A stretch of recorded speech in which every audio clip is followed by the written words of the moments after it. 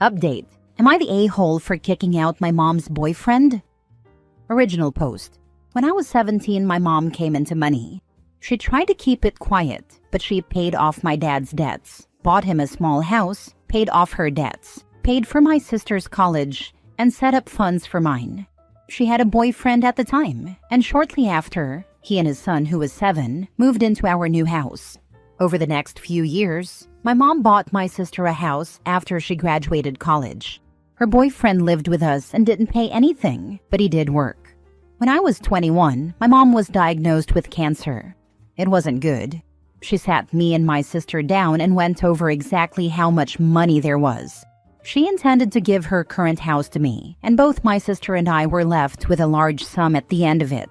She asked if I would allow her boyfriend to stay in the house with his son until he got his own place. I agreed. Before she died, she told her boyfriend he would need to look for his own place, but had time to save more for that journey. For the last 4 years, he has continued to reside in the house with his son. I haven't minded because we get along okay. I pay all the bills, but he does buy food for himself and his kid.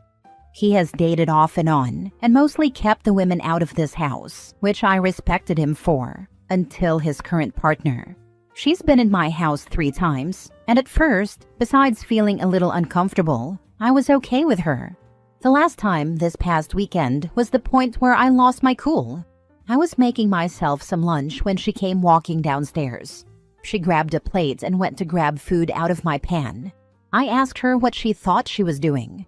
She started telling me how I should look for somewhere else to live, and that leeching off my dead mom's past relationship as an adult was pathetic. I hollered for my mom's old boyfriend. He came down and I told him I didn't know what his current thing thought, but I wasn't going to be disrespected in my house. He wouldn't even look me in the eyes as he mumbled something about my mom promising him the house, and that he was just being kind by letting me stay. First, that isn't remotely true. Mom pulled him and me together after she asked if he could stay to set expectations.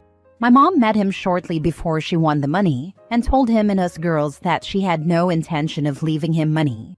She did set aside a fund for his son for college when he gets there, but he cannot touch it. Only his son can. He has lived in this house for almost 8 years without paying a dime. He should have plenty of money, and if he doesn't, that's on him. I told him he had 30 days to leave. I wasn't going to house someone who would lie and disrespect me in my house. He left that night with his son, but his ex-wife called to tell me I am cruel and an a-hole for her son losing his house. He is here every other week.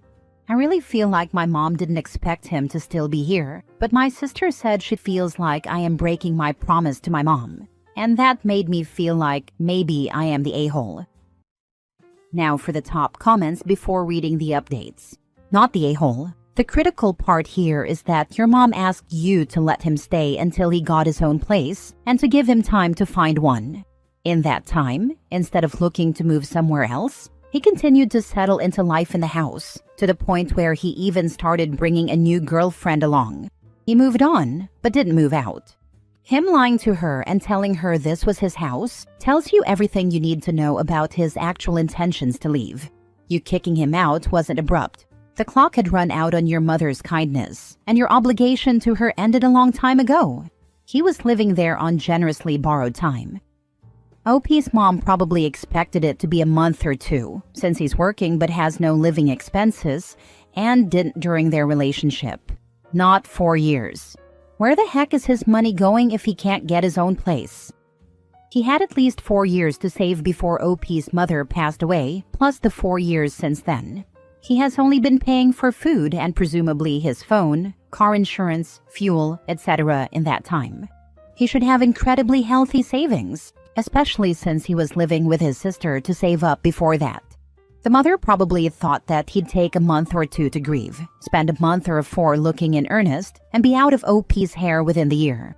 If he was saving, say, $1,500 a month while the mother was alive, rent plus utilities and council tax/local equivalent on a 2-bedroom house/flat has to be at least that pretty much everywhere in what sounds like the US. That would be 1,500 times 12 times 4 equals $72,000 before she passed. The same again since then, and whatever he had beforehand.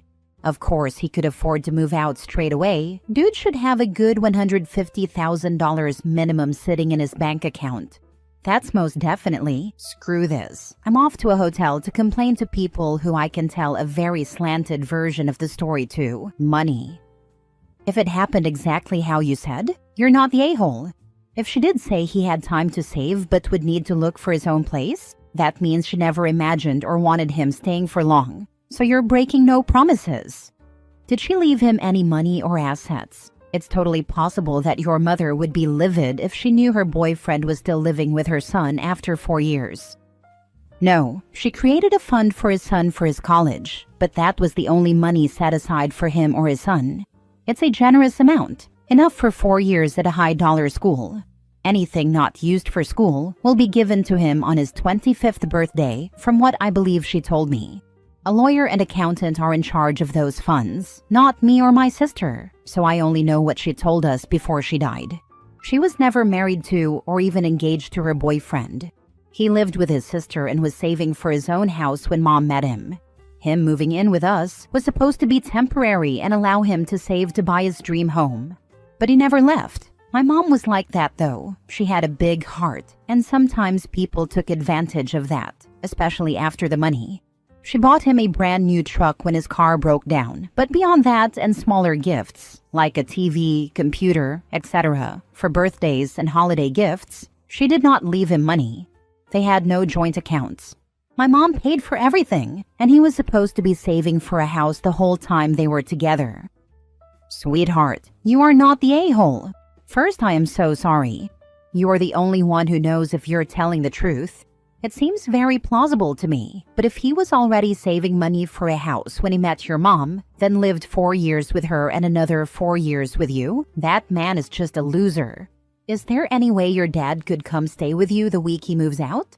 The first thing you need to do is change all of the locks and get yourself some sort of security system. Please don't feel bad for making him leave. It seems to me that your mom was really smart and planned things out very carefully. Being that he had already lived with her for 4 years, I agree with the commenters who said she was probably thinking a month or two, not years. If your sister makes any more comments, then you can tell her she's welcome to let him live with her. Again, so sorry for your loss. Please make sure you're safe and take care of yourself. Thank you so much. My mom was the sweetest person, and when I was a teenager, I feel like I was a nightmare to her. I'm thankful I was much better in my late teens and 20 to 21, so she got to see me mature a little before she passed. I wasn't always the best daughter, but she was always the best mom. I think part of letting him stay so long was having bonded with his son, but also, I liked having someone else around who loved my mom too.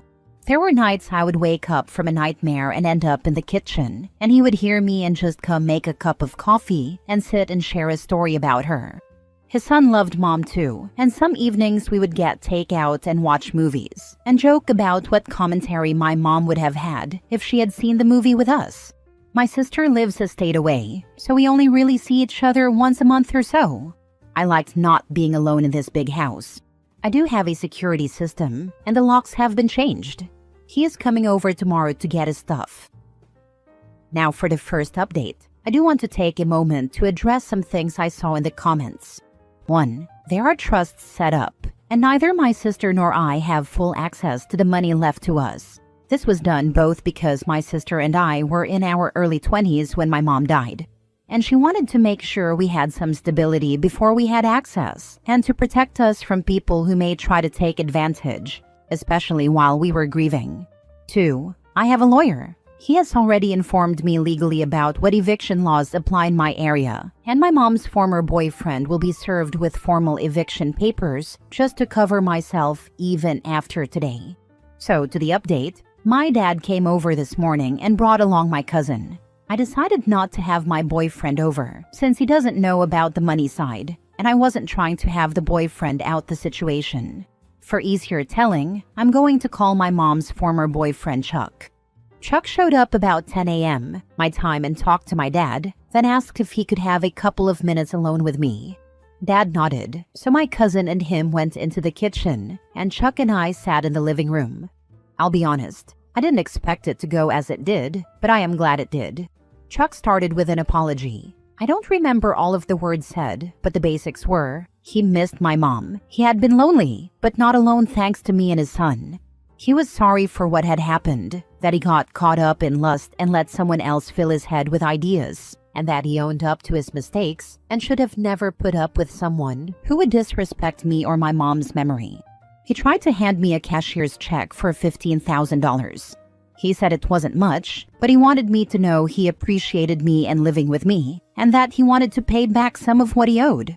I refused the check, both in part because I never wanted his money, but also because I didn't want to give any possible legal leg for him to stand on if this was somehow him trying to stay.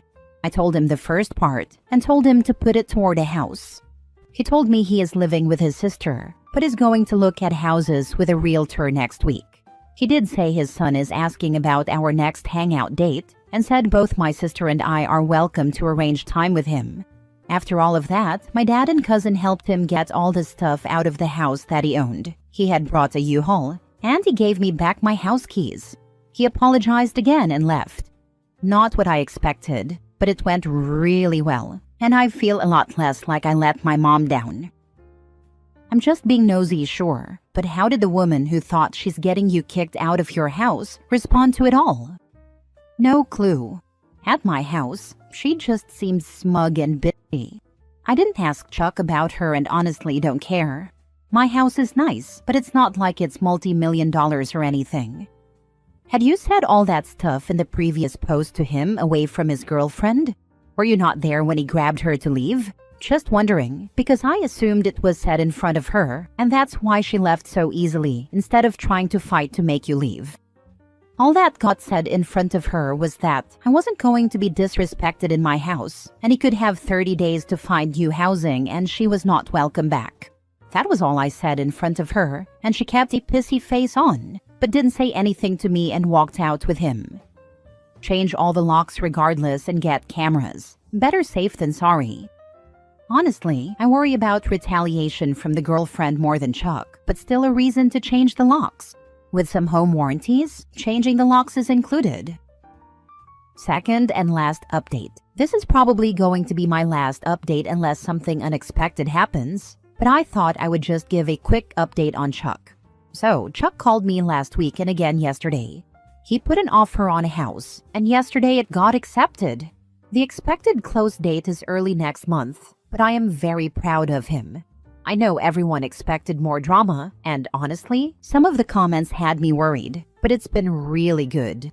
He thanked me a lot for letting him have so much time here, offered me some money one more time for his time here, which I again declined, but I did offer to help him move in when the time comes. Moving sucks.